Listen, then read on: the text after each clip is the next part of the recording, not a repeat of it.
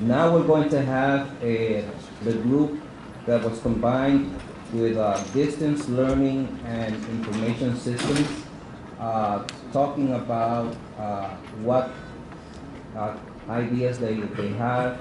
And to represent that group, we have, where is she? Professor Flanagan. Hello, good morning, everyone. I'm Janey Flanagan. I'm the Director of E-Learning here at the MCC, and I'm excited to have the opportunity to participate in the collaborative activities yesterday. It was really, really wonderful to get to talk about some of these ideas with people that I normally don't interact with, such as people from Cooperstown and from Berkeley College. So we had a really, really rich discussion, and I hope that you find this interesting. We talked about a lot of different things, and we think that technology is really evolving right now at a very fast pace. And so when we started the conversation yesterday, we first thought, we first reflected on where we had come in the last 15 years. And I have actually been involved in online learning for 15 years, and it's pretty amazing the changes that have occurred. At first, when we first started implementing online classes, we were mainly concerned about rigor and rigor of the student experience and whether it would be equivalent to what a student gets in a face-to-face environment. Then we started worrying about the economics of it and actually how are we going to provide the resources online for students so that they can learn in the same way and have the resources available to them online that they would ordinarily have in a face-to-face class. So we worked very hard. We started implementing things like e-books, e-textbooks, and now that we have all of these wonderful tools, they're being also used in a face-to-face classroom.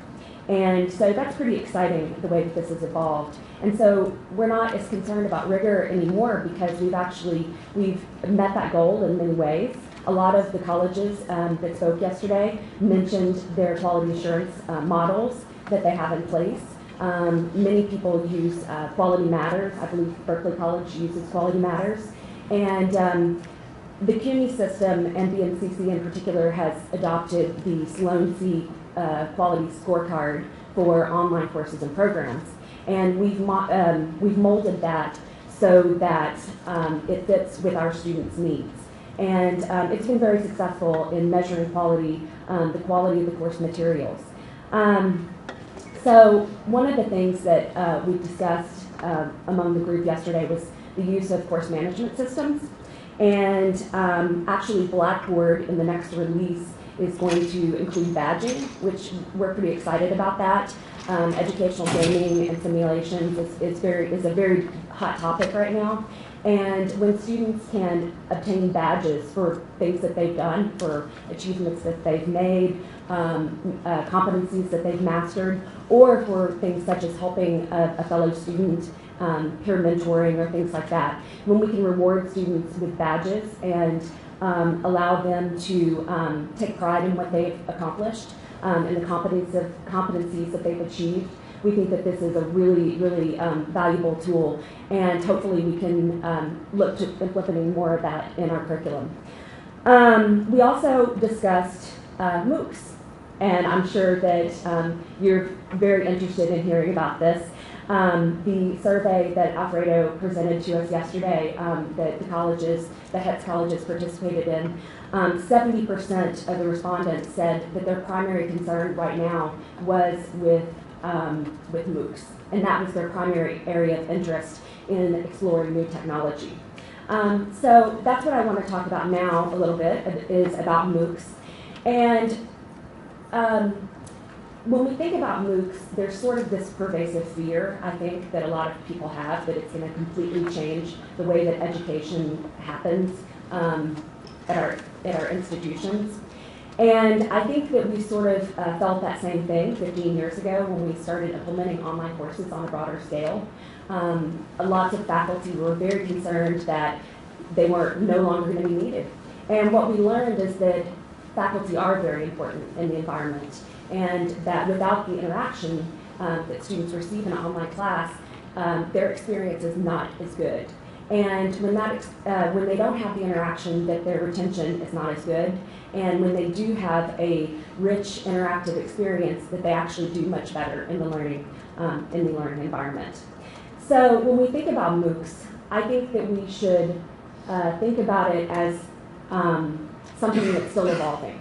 We really don't know where this is going to be in the next few years, what it's going to look like in the next couple of years. We have a group at CUNY that has been exploring MOOCs, and we actually had a big meeting a couple weeks ago to talk about MOOCs. And we actually call it MOOCs and the like, because MOOCs is a term that, and let me just define that for everyone, that's massive open online course. There are other terms that people are using. For example, CUNY has just implemented a pilot actual HOOC, and that's what they call it, and that stands for Participatory Open Online Course. So there are many words, there are many terms that are being used right now, and I thought it was interesting. I think it was, I'm not sure who said this yesterday. I think it was Robert Whitaker. He actually said what we should really be worried about are not MOOCs, but MOOCs. And what a MOOC is a massive open online program. So the concern is not with offering these courses, these individual courses here and there at Stanford, at Harvard, and the concern that they're going to take our students away from us.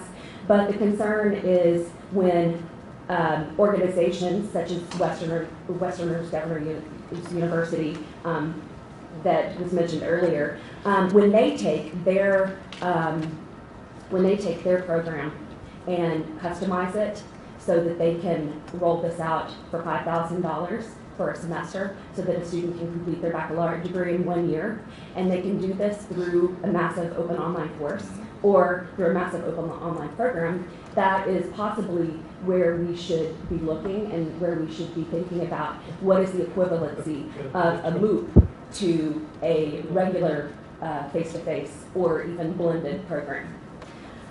So equivalency is something that's really critical when we are talking about these programs. And institutions like WGU, who use competency-based instruction, are well suited to incorporate MOOCs into their curriculum.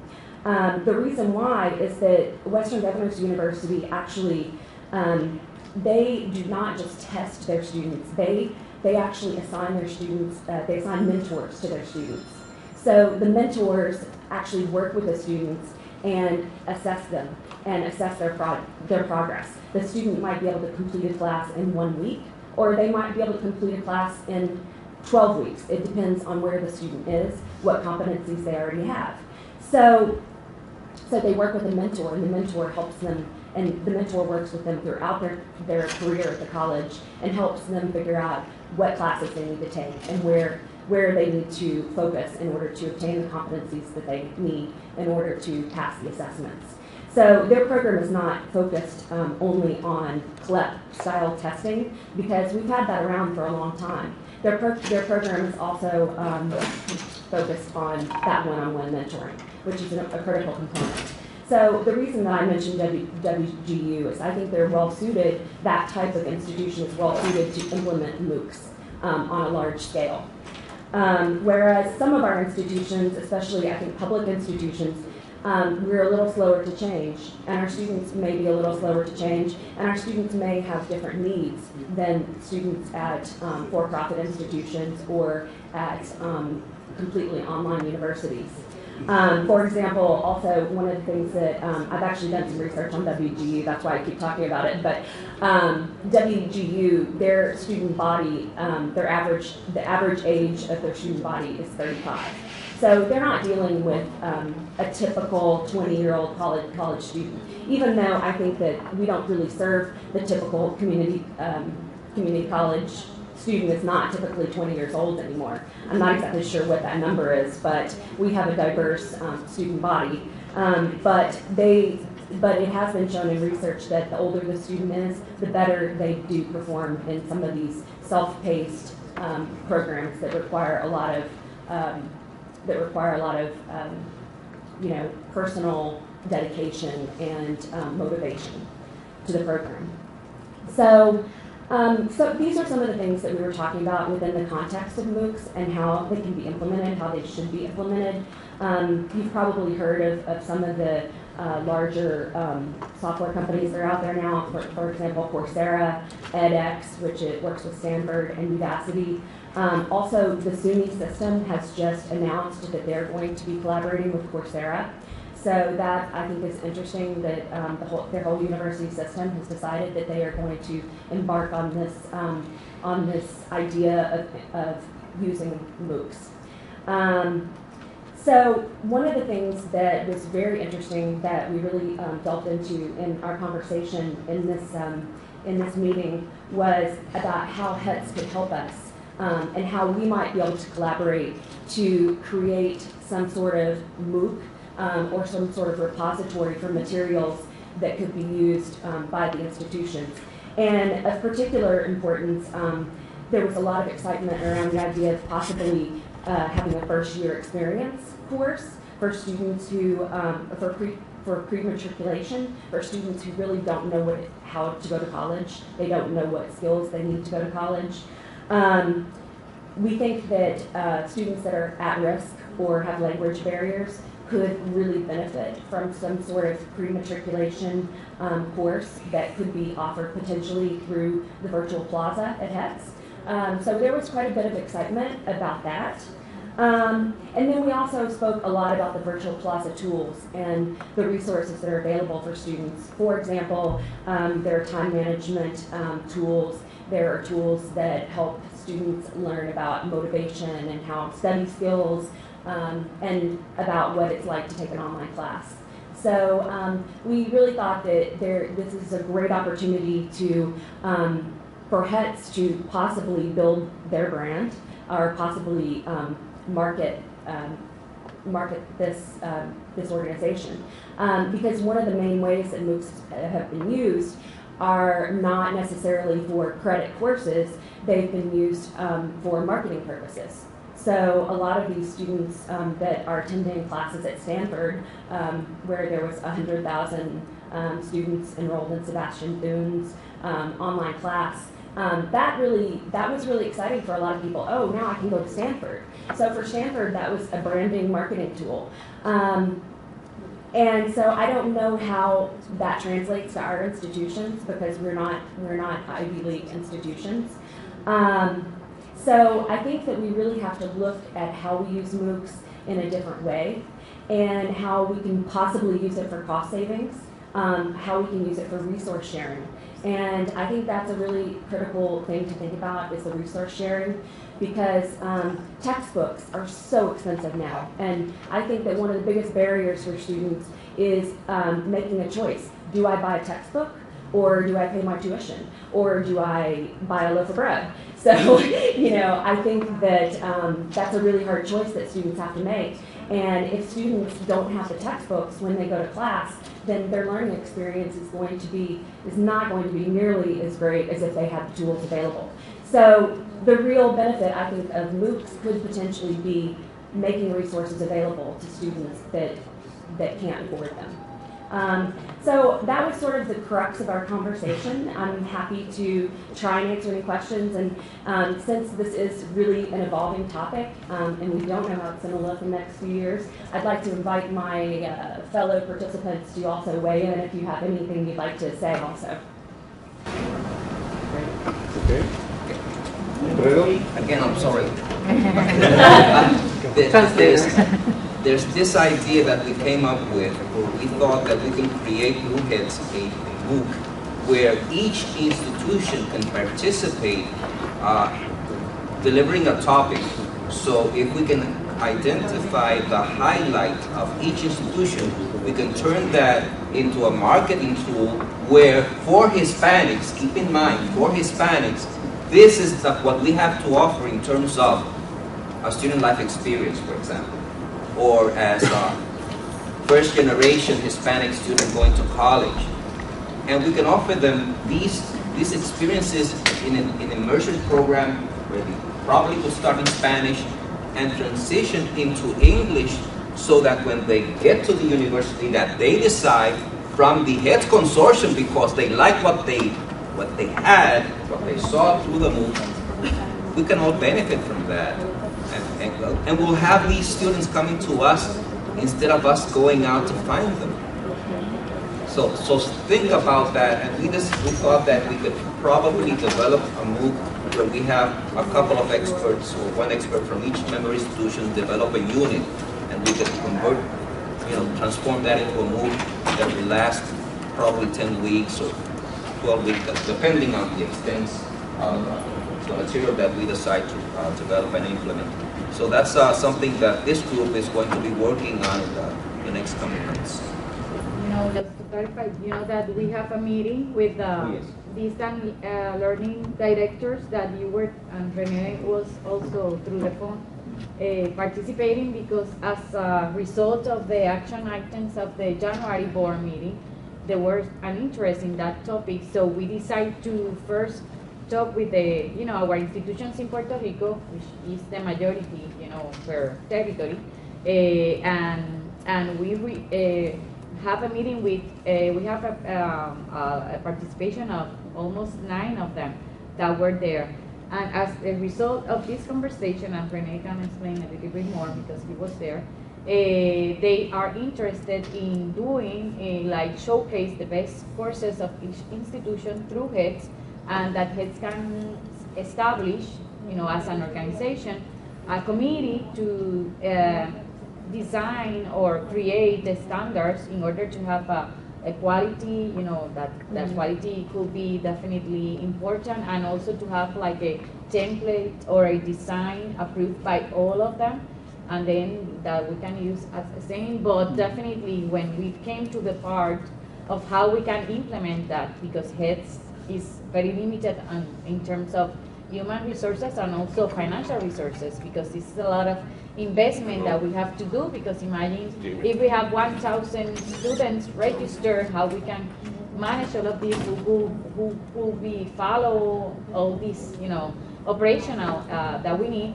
That's why we decide to come to the board and see the interest of the other institutions in the States and also in Colombia and Honduras, to see if this is something that we can do and how we can do it, because without the commitment of all the institutions, it's going to be impossible to do that, because we don't have that on the budget. We don't have, we have a platform, Blackboard, but of course it's for our online courses that only have around maybe no more than 200 users.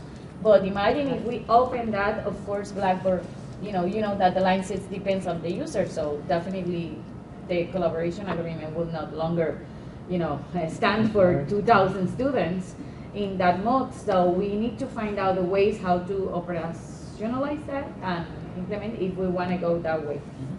So if you want to add something, Rene, about it. The one thought with the MOOCs, it's very exciting innovation. It is the participation level kind of very low. At the end of the program, very, very low. So with that, perhaps the possibility of developing an articulation agreement with a number of courses the students of any of the institutions could take at a reasonable cost that kind of matches the tuition of each of our institutions, with excellent faculty and the ability to do it online, and of course, and be able to gain, the students could really get credit at their own institutions, able to be taught by some of the best faculty, and really advance their degree completion in a way that it gives them flexibility and opportunity of course offerings that they may not have at their own institution. So that could be another way to make it count, to make it reasonable, and it's an incentive for all of us to participate. I think the collaborative, go ahead. No, I'm just picking on the point you made, Janey, about the first year experience. And I'm just wondering, and you talked about programs versus a course, and I'm wondering if we collaborated together and created something which is consistent with all our institutions about what our students will experience. We did it not only in English, we did it also in Spanish. So that the student could be at my institution, could say, I want to take first year experience, but I want to do it in Spanish. Yeah. And the parents may want to join in and find out more about it. So I just think that I would be willing to invest, see how we can collaborate and create a program of first-year experience that the students can do online through the Placita, but it's also in English and Spanish, because what we're noticing here at our institution is that we went from a few years ago being 35% Hispanic to 41%. And the assumption is that that's going to continue to grow.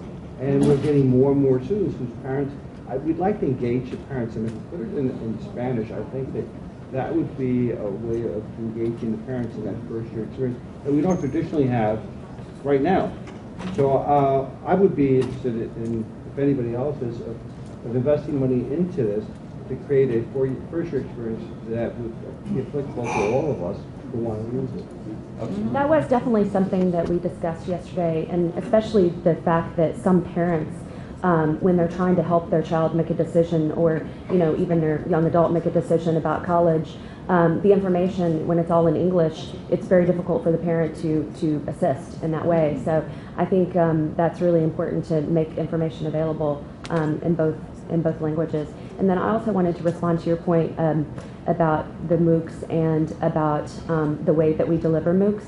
And I do think that collaboration could be a very useful thing in this area with different institutions. So one of the things that we have seen in some of the early MOOCs is it's content delivery more than interaction. So for example, some of the Stanford classes, it's about videos, and the students just watch a video and then they take a test. So from what we've learned through online learning is that this is not really the best way our students learn. That may work very well for someone who is interested in continuing education, or for someone who is just interested in lifelong learning. But for a student who really needs support, they need that interaction. So one of the things that we discussed is that, and there's so many variations of MOOCs right now, that some sort of MOOC that involved some tutoring or some mentoring, so that there was actually presence in the course, would be probably more useful for us, rather than something that's just content delivery of videos by a lecturer, because really that's going back to chalk and talk. That's going back to the old school way of doing it, and it's taking out the rich aspects of the online learning experience, which is the collaboration. Yes. My name is Juan Luca. I work for Blackboard, so it's a pleasure to be here. Thank you very much. This MOOC is unbelievable. You are right on all your assessments and all your comments about the MOOC. We can call it MOOCs, or whatever. We are going to evolve. We are going to evolve. I personally believe that this particular thing is going, what NAFTA was for music is what the MOOCs are going to be for education. It's going to take time, but there's going to be an evolution. Based on your comment, I do believe that what you're suggesting is very interesting. And I know a company that is working exactly on that, with the caveat that they will take all the platform problem out of you. So you can provide your content into this organization, and they will take care of the platform and the commercialization of those courses. So this is something that you guys are interested in learning down the road. So you guys know me very well, Renee knows me very well. I'd be more than happy to give you more details. It's another institution, another corporation. Thank you. Very good discussion on the position. Yeah, I would say, one of the things that we can see MOOCs as is really like a textbook. It's a very digital, web-based textbook. And the way I would suggest is that we develop and use those to free the time of the classroom interaction, so that the content is very well designed by some of the top scholars in the world. But then we have the time to interact with the students. Faculty, with the new students that we have, need to have time for interaction, for engagement, for the affective domain, for those soft skills that Renee was mentioning before, because that's where the essence of retention and graduation is. So if, rather than me explaining economic markets and supply-demand curves, I can have a Nobel Prize winner from MIT do that, And then I can apply that concept to the Puerto Rican economy or to wherever I am located and can engage the students. I think the beauty of MOOCs is not that we develop them. Let them develop them. Absolutely. But then let's use them for remediation, for more support, and then let's have the free time to engage the students. I think that would be the best route to use them, to use the MOOCs that someone else develops, because that's very expensive. I think you're right. It's about collaboration and engaging the student and all this stuff. So, and that's why the idea that he was proposing, I think, is a very interesting one, which is an evolution of the MOOC into a more student-centric approach. So, yeah, absolutely, absolutely. I just wanted to make a comment. I work with President Cortez at Berkeley College. I work in our student development area, so as part of our conversation yesterday, I was maybe representing a little bit of a different viewpoint, and I was really excited about the concept of using, as you were saying, using existing MOOCs from the highest quality scholars available to us from a programmatic standpoint, say, not in a class necessarily. That is one application that is a potential, but in terms of cost savings and resource sharing, what is available to us programmatically, for example, leadership development programming, other things that we might want to pursue, and we can use that content, free up resources we would be directing towards developing that internally, and then be directing our efforts elsewhere. So I'm really excited about that conversation, and that is a side of MOOCs that I have not, it's a conversation I've not seen so much of yet. I think people are still debating about whether they're in or out or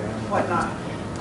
And the other comment would be regarding the FYE style course. I'm so excited yesterday we were just talking about that, and I think one of the real advantages is from student development, we're always interested in how can we develop active and independent learning skills in our students. That's what is really needed for them to excel and advance in their education, and especially for at-risk populations or non-traditional students. Those are the skills they need the most.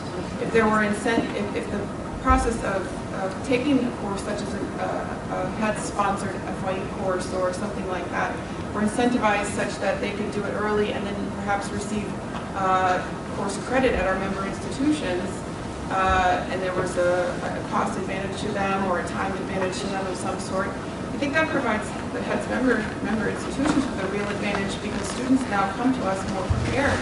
And the reality is I've been working with our online college at Berkeley for over a year, and it's our second largest campus of our system, and a third of our entire population take an online course. But the reality is there's only so much you can put into an online orientation. You have to teach them the hows and the whats of how to access the college, but you can't teach them necessarily always all of those active independent learning concepts that you want them to know to be able to manage the online environment effectively. Distance learning is efficient and accessible, but it's not easy. And so there's a lot, I think, that could be benefited there for students if the group were to incentivize the program and provide guest lecturers, guest instructors from our institutions to personalize it to be very applicable to that population. So I was very excited about that. So there were a couple of points that I wanted to echo, and one thing that is most critical, however, is MOOCs aren't necessarily the answer for everyone, right? We have to pick what the best of breed solutions are. In some cases, they may be videos. In some cases, there may be online interactive solutions such as Blackboard Collaborate or erstwhile you'd have Illuminate, etc. I feel that one of the key areas where sort of the massively online approach is relevant is in a bridge or a gateway program. I think it's been mentioned a number of times. So those students that are transitioning from high school or that may be transitioning from foreign language type institutions, and they are now coming into a primarily English-based higher education institutions, that's where we can really take advantage of some of these massively open online type models or even purely distance learning pre-recorded models. The challenge, however, is, and I'm not sure how many individuals here have actually taken a MOOC course. I've tried two, one from edX and one from Coursera. They're not easy. to echo your point. I mean, by the time you move into week 4 or 5, you start realizing that there is a significant amount of effort involved and a high level of commitment that's needed to come through these courses successfully. So identifying which courses are in fact the right fit for our student populations, and to make sure that we're not trying to jump on this bandwagon of what's brand new and out in the market is very important, and we shouldn't really get caught up in that. We really have to look deeper into what makes sense. The part about the credit is something else that I wanted to bring up, and again, echoing Professor Jose Jaime's point, President, sorry.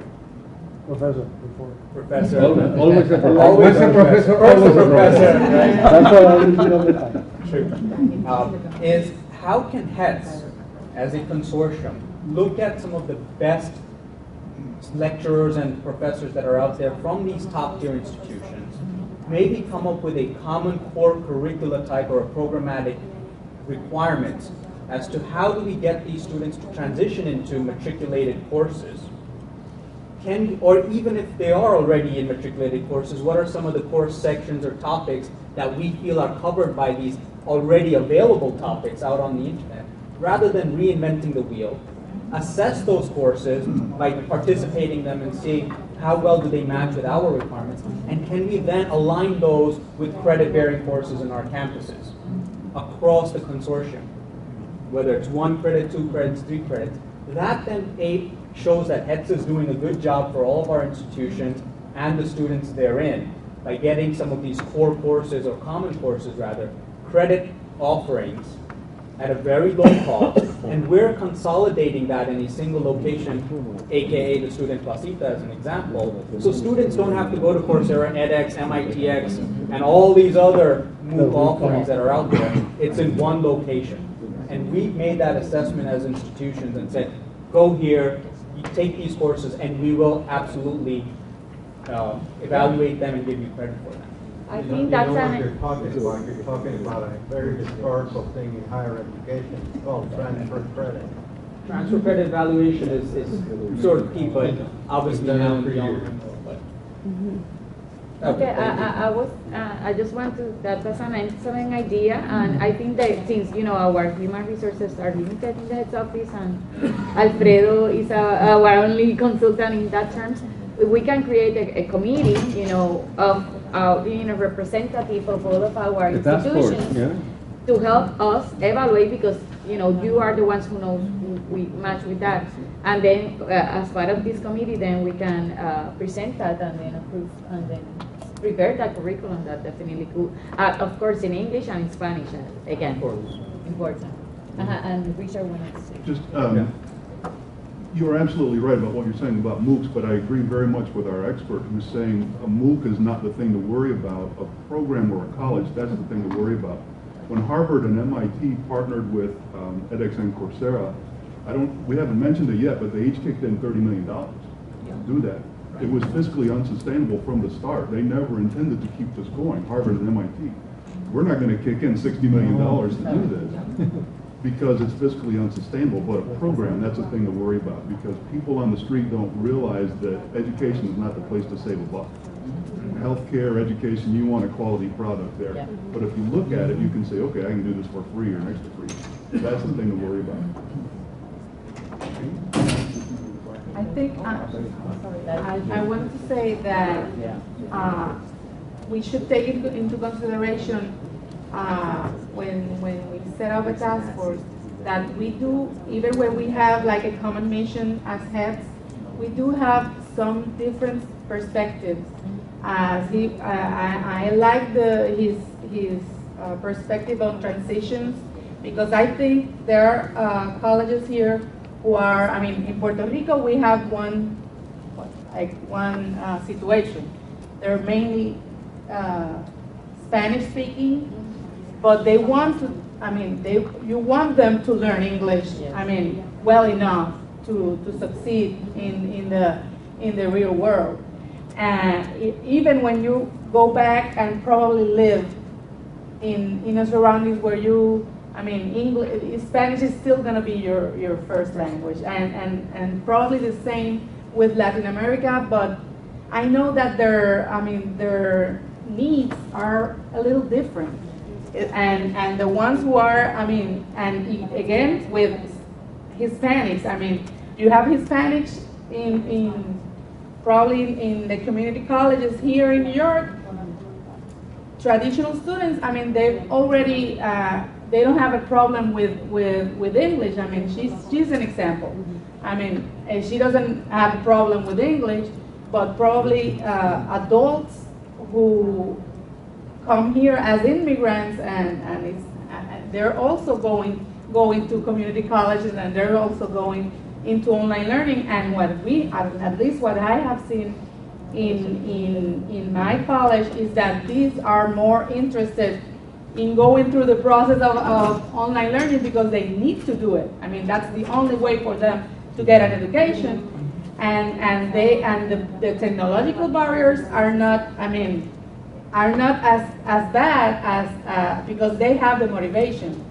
But for those who don't have the technological barriers and probably don't even have the language barrier as bad, what the motivation is what they're lacking. So we do have to make sure that we find some common ground even among us, because what Alfredo says was very important. I mean, we are HETS, and we do make a difference with Hispanics. We're doing what HETS is here about. But we do have some differences among us coming from Colombia, because yesterday Hugo said something very important. Sometimes we make assumptions. I mean, that we want everything in Spanish.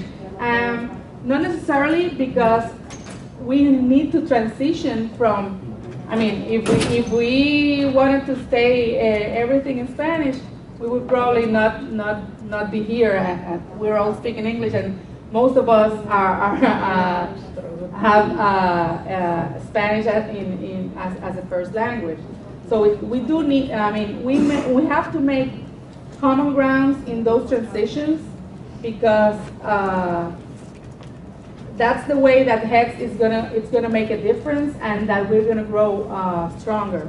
And we keep getting people like from Minnesota, which, I mean, he understands that Hispanics are gonna keep growing, but some of them comes as immigrants, and some of them are daughters or sons of immigrants, and those are very different populations. So we need to, I think that we have to focus on what HETS is here for, and we have to make sure that we look ahead on what's going on and what's going to happen. We have to see those demographics and find common ground, because if I hadn't started a hybrid program 4 or 5 years ago, I mean, I would probably wouldn't have like 1/3 of my enrollment right now. So we do need to be proactive in seeing all these trends, but we need to make sure that we pick our fights and make sure that we make a difference for the population that we're serving. Thank you. Let me share briefly with you some data. I'm going to make it a long story short.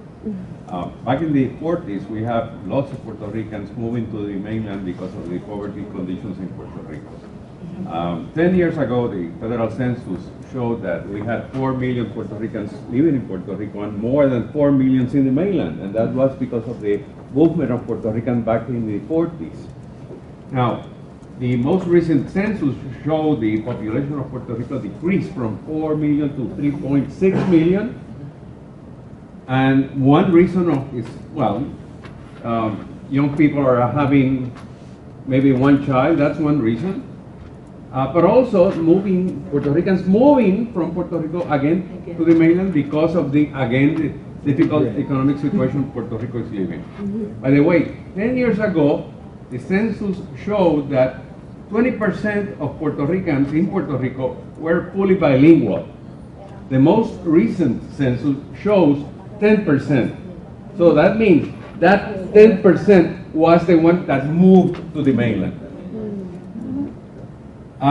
When people from the media, news media, come to me and during graduation ceremonies and say, hey, you're graduating 7,000 students, how do you feel about the employment situation in Puerto Rico, and how do you feel that the situation of the brain drain?